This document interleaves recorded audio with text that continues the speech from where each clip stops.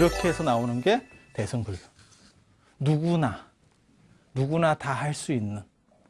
그래서 저 대승불교에서 이제 저 부파불교, 저거 학파불교거든요. 이 지말분열이 이게 학파들로 다 나뉜 거예요. 이 부파가 학파라고 생각하시면 돼요. 학파가 막 이렇게 있고 서로 발전하면서 논리가 굉장히 치밀해져요. 점점 복잡해져. 그러니까 이제 어려워지는 거거든요. 그런 걸 보고 대승에서는 뭐라고 그러냐? 소승이라고 얘기하는 거예요. 왜? 너희들끼리. 그러니까 교통수단으로 말하면 택시 같은 거죠. 그건 몇 명만 탈 수 있는. 우리는 거기에 해당이 없어. 너네들끼리 다 해먹어라. 이렇게 되는 거죠. 그런데 대승불교에서는 뭐라고 얘기하는 거냐면 누구나 여러분들이 조금만 관심을 기울이면 다 알아들을 수 있는 얘기를 해주겠습니다. 그게 대승불교예요. 대승불교. 그리고 이와 관련해서 주목되는 게 바로 이 세 가지 얘기예요. 세 가지 얘기. 대승불교가 언제 나오냐면 기원 전후에 나옵니다. 기원 전후에. 그래서 추계시대 전에 얘기했었어요. 부처님의 탄생 배경, 그러니까 등장 배경과 관련해서 추계시대라는 걸 얘기했었어요. 그게 기원전 800에서 200년 정도까지. 이때 히랍에는 숫자 들어가는 사람들. 소크라테스, 탈레스, 아리스토텔레스, 숫자 들어가. 이 스는 남성을 나타내는 거예요. 남성을 나타내는 거예요. 그 들어가는 사람들. 중국에는 자자 들어가는 사람들. 공자, 맹자, 노자, 순자, 열자, 이렇게 하고 자자 들어가는 사람들. 그 다음에 인도에도 저런 학파에 많은 사람들이 나오고 그 중에 대표적인 게 부처님. 그런 얘기를 제가 전에 해드렸었어요. 그래서 그게 인문적 시대가 열렸다. 신 중심에서 인간 중심으로 시대가 바뀌었다. 그걸 추계시대라 그래요. 추계시대. 근데 그 인문적인 게 발전하고 나서 그 다음에 어떻게 되면 통합의 시대가 펼쳐지는 거예요. 그래서 중국에서는 결국 누가 통일하느냐? 진시황, 진나라. 기원전 221년. 그러니까 이거 끝나고 통일인 거예요. 그리고 아쇼카 왕의 인도 통일도 이거 끝나고 통일인 거예요. 그래서 사람들이 이렇게 분열돼 있을 때 결국 인문적인 이런 생각으로 전환되면 그냥 쉽게 생각해봐요. 나라가 막 쪼개가지고 여러 가지로 치고받고 싸우고 있었어. 이 싸울 때는 내가 어떤 종교를 믿느냐가 전쟁에서 승리하는 게 아니고 어떤 머리를 쓰느냐가 전쟁에 승리해요. 그리고 전쟁은 비열한 거고 비윤리적인 겁니다. 윤리적으로 선전포고를 하고 전쟁을 하는 게 아니고 뒤통수라도 먼저 까서 이기기만 하면 정당한 거예요. 그게 전쟁의 속성입니다. 전쟁은 윤리적이고 도덕적인 게 아니에요. 그러면 전쟁을 안 해야지. 그래서 이렇게 여러 나라로 쪼개진 상태에서 서로 치고받고 하고 있으면 무슨 일이 벌어지느냐? 인간의 지성이라고 하는 부분이 점점 발전해요. 계략. 제갈량같이 이렇게 막 머리 굴리는 사람들이 점점 늘어나게 되는 거고, 순진하게 무슨 하느님이 보호해 줄 거야. 이러면 망합니다. 그쪽은 단종. 그렇게 해서 결국 이쪽이 점점 발전하면 그것과 관련해서 나오는 게 이 추계시대의 성인들이라고 하는 사람들이거든요. 그리고 이렇게 해서 이 지적인 수준이 어느 정도 쭉 이렇게 올라가면 더 합리적인 것. 그래서 통일되면 편하겠다. 이걸 이렇게 쪼개져서 치고받고 싸우는 것보다 통일됐을 때, 하나로 통일됐을 때 무언가 훨씬 편리한 시절이 오겠다. 라고 생각을 하는 거예요. 지금 현대사회에서도 그 문제가 그대로 벌어진 거예요. 그래서 무역장벽들이 사라지고 이제 무역협정들이 막 이렇게 이루어졌죠. 근데 막상 그렇게 또 하고 나니까 무슨 일이 벌어졌느냐? 글쎄, 우리가 좀 불리한 것 같은데? 그러면 각국이 또 큰 나라들 얘기하는 거예요. 미국이나 유럽이나 이런 데서 관세를 매기래. 지금 미국하고 중국하고 그렇게 치고받고 하는 것도 마찬가지죠. 이익전쟁이죠. 어떻게 보면 이익전쟁. 그래서 시대가 또 바뀌어가는 거예요. 그렇게 흘러가는 거예요. 그래서 1차적으로는 통합해야겠다라는 생각이 제일 먼저 일어나는 거예요. 그 통합으로 인해서 나타나는 정부가 중국에서는 진나라. 그 다음에 아쇼카 왕. 인도에서는 아쇼카 왕의 마우리아 왕조. 근데 딱 통합을 하고 나면 무슨 일이 벌어지느냐? 통일하기 전에는 통일하면 참 좋은 것 같은데 통일하고 나니까 불편한 것도 많네. 야, 이게 또 만만한 게 아니다. 독일도 그랬었고 아마 우리도 비슷한 상황에 처할 거예요. 독일이 유럽의 환자라고 유럽의 병자라는 소리를 들어서 통일되고 난 뒤에 완전히 골로 갔습니다. 완전히 골로 갔는데 지금 이제 다시 유로존 통합 때문에 독일이 살아난 거거든요. 지금 사실은 거기 좀 복잡한 얘기들이 있습니다. 근데 뭐 그러려하시고 우리도 마찬가지죠. 우리가 어렸을 때 배울 때만 하더라도 우리의 소원은 통일이잖아요. 통일인데 결국 통일이 되고 나면 또 다른 문제들이 벌어지겠지. 그래서 통일되고 난 뒤에는 통일의 시대 뒤에는 이 왕조들은 둘 다 단명합니다. 그래 오래 못 갑니다. 왜? 통일되고 난 뒤에는 재분열하려는 속성이 있어요. 근데 통일하면 뭐가 문제냐면 통일 작업이 들어가야 돼요. 각 나라마다 문자가 좀씩 다르죠. 문자, 통일. 문자를 하나로 통일하는 거예요. 통일되면 좋을 것 같지 않아요? 문자가 통일되면 좋지 않을까요? 다 다르게 쓰이는 것보다? 맞아요? 맞아? 새로 배워야 되잖아. 누구는 새로 배워야 되잖아. 뭐하고 똑같은 거냐면요. 집원 주소에서 도로명 주소 바꾼 거 생각하시면 돼요. 합리적이긴 한데, 야, 이게 또 만만치가 않다? 이렇게 되는 거예요, 지금. 그리고 거기에 기본에 익숙해 있는 사람은 새로운 거 힘듭니다. 그래서 제가 전에도 그런 얘기 잠깐 해드렸었잖아요. 예전에는 서울에 어디 사세요? 그럼 무슨 동이요? 그러면 대충 머리가 오는데, 그러니까 그 근처에 사는갑다. 뚜렷하진 않아. 그래서 좀 좋은 동 사는 사람은 꼭 그 동 얘기를 하잖아. 굳이 얘기 안 해도 되는 걸 그렇게 하잖아요. 그런데 지금 같은 경우가 되면 그 도로명 주소를 얘기하면 어딘지 모르죠. 그런가? 그냥 그러게 하면 끝이죠. 우리는 거기에 지금 익숙하지 않고 그 전환하면서 스트레스를 받고 있는 거예요. 여기도 마찬가지예요. 문자가 통일되면 좋죠. 문자가 통일되면 좋죠. 하지만 스트레스 받는 것도 많이 있겠죠. 문자만 통일되는 게 아니고 도량형의 통일이라는 것도 있어요. 되빡통일, 되빡통일. 센치, 뭐 안 그러면 뭐 한돼, 뭐 이런 것들 다 통일해야죠. 나라마다 다 다르니까 그거는. 여러분도 그 통일 어떻게 보면 당한 거죠. 왜? 여러분 어렸을 때만 해도 심리 뭐 이런 거 썼었잖아요. 오리길을 가고 뭐 그렇지 않아요? 뭐 새치 이런 거 쓴 거 아니에요, 여러분? 새치가 이거거든요, 한치. 그런 것도 있고 또 도량형이 또 뭐가 있냐면 지평수도 있고, 그죠? 지평수도 뭐 30평 아파트 그러면 대충 구조가 나오는데 이 평방미터로 딱 하면 그게 몇 평이래요? 이렇게 물어봐.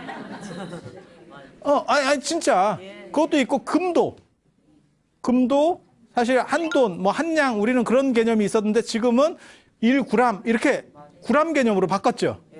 그걸 이제 우리가 3.75g이 한돈이라더라. 그래서 그냥 곱하기를 하고 있는데 실제로 뭐 다 그런 식으로 지금 바뀌어가면서 혼란이 생기는 거죠. 여러분 자녀분들은 이런 혼란에서부터 훨씬 자유롭습니다. 왜? 하나만 배웠었거든요. 여러분은 전환기이기 때문에 힘든 거야. 그래서 도량형 통일이라는 것도 있고 문자의 통일이라는 것도 있고 뭐 차축의 통일이라는 것도 있고 차축은 도로의 통일이에요. 도로의 통일. 일종의 그냥 쉽게 말하면 도로의 통일. 이런 식으로 통일을 하면 통일이 완료되면 좋아. 저게 계속 꾸준히 가서 한 두어 세대 지나면 굉장히 좋아. 합리적이고 편하고. 그런데 그 중간에서 이렇게 이제 불만 세력들이 있고 또 뭐가 있냐. 도로명 주소 바꾸는데도 그게 엄청난 돈이 들었다고 하는 거죠. 뭐 1,000억도 훨씬 더 들었다는 것 같은데? 엄청 들었다는 거죠. 왜냐면 길 이름도 다 지어내야 되고 거기다가 모르니까 다 팻말도 붙여주고 그랬잖아요. 전국에 그걸 붙인 거 아니오. CL이 봐가지고. 보통 돈 드는 거 아니죠. 그렇게 가는 거예요. 그러면 그걸 누가 내야 돼? 세금. 불편하고 세금은 늘어나네? 그러면 사람들이 어떤 생각을 하냐면 굳이 이걸 할 필요가 있었을까? 옛날로 돌아가는 게 더 편한 것 같은데? 이렇게 생각하는 사람들이 있어요. 그러면 다시 통일왕조가 깨집니다. 그래서 이렇게 통일한 왕조들이 단명왕조가 되는 거예요. 그래서 역사의 기본 법칙에 뭐가 있냐? 장기간 분열하고 그것을 통일한 왕조는 단명한다. 라는 게 있어요. 단명한다. 그 대신에 이렇게 통일을 한번 시켜서 기본을 깔아주면 이렇게 문자의 통일, 뭐 도량형의 통일, 뭐 도로의 통일 이런 것들이 다 갖춰지면 한번 이렇게 딱 흘러가잖아요. 그쪽 대세는 되돌릴 수는 없습니다. 일단 돈 내고 일단 머리 써가지고 한돈 3.75g 이런 식으로 계속 계산하는 건 귀찮아. 하지만 한 번만 그쪽으로 이렇게 어느 정도 정착이 되면 그 뒤로는 다시 옛날로 완전히 돌아갈 수는 없어. 그러면서 점점 하나의 거대한 세계관들이 생기고 그게 뭐냐면 통일의 시대가 뭘 만들어내냐면 보편화를 만들어내요. 그래서 한 100여 년 정도 흐르면 여기서 다시 100여 년이에요. 200년에서 여기서 또 한 100여 년. 그러면 한 기원 전후, 기원전 조금 직전까지 내려갑니다. 그때쯤 되면 드디어 새로운 기운들이 움직여요. 왜? 사람들이 의식이 성장했거든. 의식이 성장했거든. 여러분도 마찬가지예요. 우리나라도 마찬가지입니다. 독재 시대를 우리가 살았었고 그다음에 민주화 됐고 민주화돼서 어느 정도 이상 시간이 지나면 독재가 될 수 있느냐? 이 나라는 절대 독재 못합니다. 다시 되돌아갈 수 없습니다. 왜? 우리가 이미 독재라는 것부터 너무 멀리 벗어나왔기 때문에. 아니 그런 거예요. 그러면 또 새로운 무슨 논의들이 또 발생을 하게 되는 거죠. 그때 이 기원 전후에 기원 직전에 통일의 시대 기원 직전쯤에 이 통일의 시대가 결국 잉태한 이러한 보편화가 새로운 문화를 만들어내요. 그게 대승불교입니다. 그게 대승불교. 그리고 이 대승불교랑 관련해서 이제 배경 중에서 대승불교가 왜 생겼느냐에 대해서 많은 이야기들이 있어요. 그 중에서 사람들이 주목하지 않은 게 성문화라고 하는 게 있습니다. 성문화. 성문화 이상한 거 아닙니다.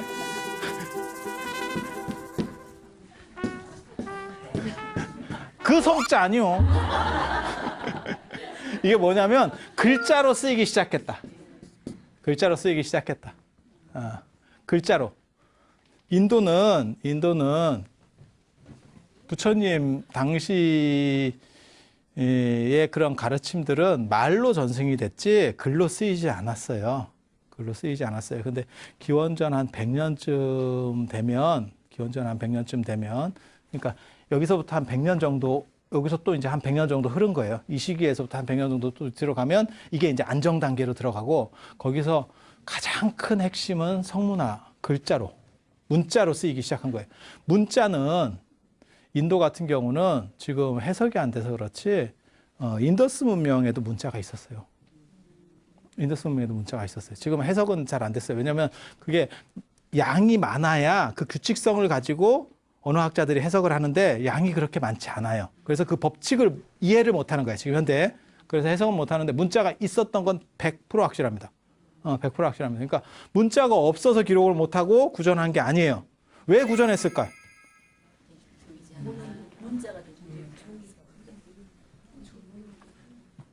종이가 없었을 수도 있고 그런데 왜 그런 걸 쓰지 않았냐면 두 가지 생각 때문에 그래요. 하나는 신령한 거는 글에 쓸 수 없다. 신령한 거는 암송해야 된다. 어디 함부로 글에 쓰느냐. 그래서 그거는 신성을 모독하는 거다. 그리고 그거는 부처님 이전에 불교 이전에 원래 인도 문화에서부터 있었어요.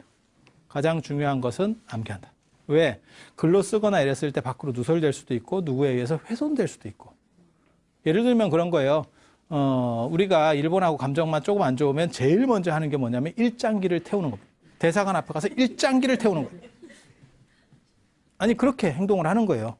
근데 만약에 국기가 없다고 생각해 보세요. 전 세계에 국기가 없어. 그럼 못 태워. 못 태워. 태울 게 마땅히 없죠. 그러니까 상대가 공격할 거리도 없는 거예요. 외워버리면. 책이 있어야 수집을 잡지.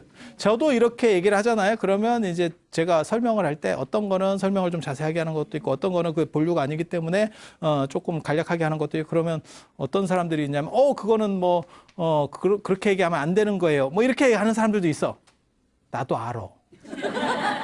나도 알아. 근데 설명에서는 거기서는 거기까지만 설명해 주는 게 맞아. 여기서는. 그걸 여기 지류 가고 여기 지류 가고 이런 식으로 지류를 다 탐색하잖아요.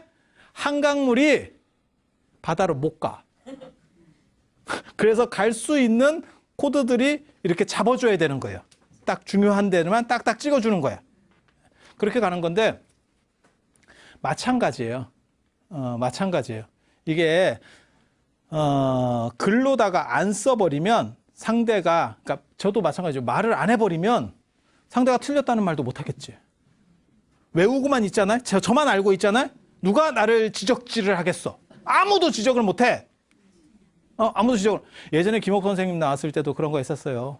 김옥 선생님이 강의를 하면, 저도 철학과 출신이기 때문에 철학과 사람들이, 선생님들이 뭐라 그랬냐면, 뭐 맞다 틀리다 이랬었어요. 뭐 그런 얘기들이 있었어, 뒤에서. 그때 제가 뭐라고 얘기했냐면, 선생님은 그러면 김옥 선생님만큼 하실 수 있습니까? 이 얘기로 한 방에 조졌어요. 나가서 그 자리에서 그 정도 하실 수 있으시겠습니까? 경기 끝. 경기 끝. 아니, 지금 김용옥 선생님 말고, 지금은 이제 연세 드셔서 이제 많이 이렇게, 노쇠했지만 예전에 한참 떴을 때 있었잖아요. 방송에 나와서 그 정도 할 수 있는 철학과 선생은 없었습니다. 그 시절에. 그 시절에 없었습니다. 그러니까 아무 말도 안 하면 트집도 안 잡히겠지. 뭔 뜻인지 아시겠어요? 이거를 글로 안 쓰고 외우고만 있으면 누가 씹을 수 있겠어요? 누가 오늘의 그러네 트집 잡을 수도 없고 아무것도 못 하잖아. 그런데 기원 전후에 왜 글로 쓰일 수밖에 없었냐면 외우는 양이 점점 늘어나요. 점점 늘어나요. 지역이 다르니까 뭐가 있냐면 이쪽에는 망고가 있어요. 그래서 부처님께서 망고 비유를 드셨어. 이쪽에 가니까 망고가 없어. 그러니까 망고랑 비슷한 뭐 이런 식으로 자꾸 주석을 달아요. 설명을 해줄 수밖에 없는 거야. 저쪽은 망고가 없네. 그러면 다른 걸로 설명을 해줘야 될 거 아니야. 망고를 외워 이렇게 해도 지금은 망고 하면 몰라도 예를 들어서 인터넷으로 찾아라도 볼 건데 옛날에는 망고 그게 뭐예요? 여러분 어렸을 때 누가 망고를 여러분에게 설명해 준다고 생각해봐. 그거 굉장히 어려운 일입니다. 그런데 암송하는 문화에서 어떤 사람들이 생기냐면 그걸 이렇게 설명을 해주면 그것만 그 뜻을 이렇게 취하면 되는데 그렇게도 안 하고 그것까지 그 설명까지 다 외우고 막 이러고 있는 거예요. 그리고 외우는 건 이해하고 외우는 것보다 덮어놓고 무대뽀로 외우는 게 빨리 외워집니다. 그건 언제 알 수 있느냐? 천수경 신묘장구 대단한 일을 외워보세요. 이해고 필요 없고 그냥 곡으로 가는 거예요. 노래도 마찬가지예요. 노래도 마찬가지예요. 곡으로 가는 게 빨리 외워지는 거지 그걸 내가 감정이입을 하고 필요 없습니다. 필요 없습니다. 그냥 덮어놓고 무조건 지르는 게 외워지는 거예요. 그래서 외우고 있다 그래도 이해하는 게 아니야 라는 말이 나올 수 있는 거예요. 외우는 양이 점점 주석 같은 것까지 들어가니까 점점 늘어나서 한 400~500년 지나니까 인간으로서는 더 이상 못 외워요. 그게 글로 쓸 수밖에 없는 이유에. 글로 쓸 수밖에 없는 거예요. 그리고 글로 써지니까 어떻게 돼요? 내 집단, 그러니까 안쪽에 있는 사람들 말고 바깥쪽에 있는 사람들도 볼 수 있죠. 예를 들어서 불교가 지금까지 암송하고 있으면 불교 승려가 아니면 경전을 모르겠죠. 근데 지금은 불교에 관심 있는 사람이 예를 들어 내가 천주교인이야. 공부할 수 있죠. 저 예전에 학교 다닐 때 저 동대 저 대학원에 신부도 있었어요. 신부가 박사과정에 있었습니다. 가능한 일이에요. 프랑스에서 가장 유명한 불교학자라고 할 수 있는 에티엔 라모트 같은 사람이 신부예요. 프랑스를 대표하는 불교학자입니다. 신부예요. 그런 게 가능한 거예요. 그러면 왜 글로 쓰지 말라고 하는 것도 역으로도 나오지요. 책을 써놓으면 씹힐 수도 있고 연구될 수도 있고 안 좋게 쓰일 수도 있는 거잖아요. 그렇게 가는 거예요. 그러니까 우리 집단을 보존하기 위해서 사실 이거는 부처님 뜻에는 어긋나는 거예요. 부처님은 누구든지 불사의 문은 열렸다 귀 있는 자는 들어라. 누구든지 낡은 믿음을 버려라. 이렇게 말씀하셨던 분이거든요. 그래서 누구든지 배우고 들을 수 있어야 되는데 그렇게 안 되는 거죠. 그렇게 안 되는 거죠. 그러다 한 기원 전후 정확하게 말하면 기원 전 한 100여 년쯤 됐을 때 스리랑카의 알루비아라라고 하는 스리랑카에서 처음으로 문자화되는 사건이 벌어져요. 그 사원에서 동굴 사원에서 이제 문자화되는 사건이 벌어지는 거고 그렇게 되는 걸 시발로 해서 한 번 문자화되면 그 다음부터 외우는 사람이 상대적으로 적어지겠죠. 왜? 이 부담이 없잖아. 죽을 때까지도 다 못 외운다니까요. 죽을 때까지 다 못 외워. 이해는 둘째치고 일단 덮어놓고 입 다물고 외워라고 하는데 외우다 죽어. 외우다 죽어. 이거는 아니잖아요. 이제 여기에 대한 비판들이 나오기 시작하는 거예요. 그러면서 글로 적는 문제가 생기고 글로 적으니까 어떻게 돼요? 지식이 보편화되기 시작하죠. 관심 있는 사람은 아무나 볼 수 있죠. 예전에는 조선시대 같으면 퇴계한테 가야 퇴계 소리를 들을 수 있어. 율곡한테 가야 율곡 소리를 들을 수 있어. 다산한테 가야만 그 사람 소리를 들을 수 있어. 지금은 그 사람이 해놓은 자료들, 뭐 아니면 영상들 다 있어. 그러면 자기가 이 사람 저 사람 제일 좋은 것만 쪽쪽쪽쪽 빼버리면 돼. 이해가 되죠? 책으로 만들어지면 상황이 바뀌죠. 그리고 그때는 이미 뭐가 있다? 계몽의 시대가 돼서 결국 통일이 끝나고 나서 의식성장. 그러니까 이 사람들이 병전들을 이렇게 보면서 무슨 생각들을 하냐면, 야, 이거 뭐 좀 새로운 게 있어야 되는 거 아니냐? 라고 해서 대승불교가 움직이기 시작하는 거예요. 그래서 대승불교가 하나에서 움직였다면, 이 다음 시간에 제가 대승불교가 이제 움직이는 것들을 얘기를 해드릴 건데, 하나에서 시작된 거라면 대승불교가 어디서 시작됐다, 뭐 여러 설들이 있어요. 하나에서 시작됐으면 한 곳을 중심으로 해서, 예를 들면 여기가 시작점이야. 이렇게 퍼져나가야 됩니다. 그런데 대승불교는 특이하게도 이쪽에 마가다, 바이샬리, 남인도, 그 다음에 서북인도, 이런 식으로 막 동시에 퍼지기 시작합니다. 동시에 퍼지기 시작해요. 거의 비슷한 시기에. 이거는 뭐냐면 이것을 아우를 수 있는 무언가 또 다른 이걸 관통하는 배경이 있었다는 거죠. 그게 성문화라는 거예요. 문자로 됐다. 문자로 됐다. 그리고 중요한 것은 저 성문화가 키워드다라고 하는 걸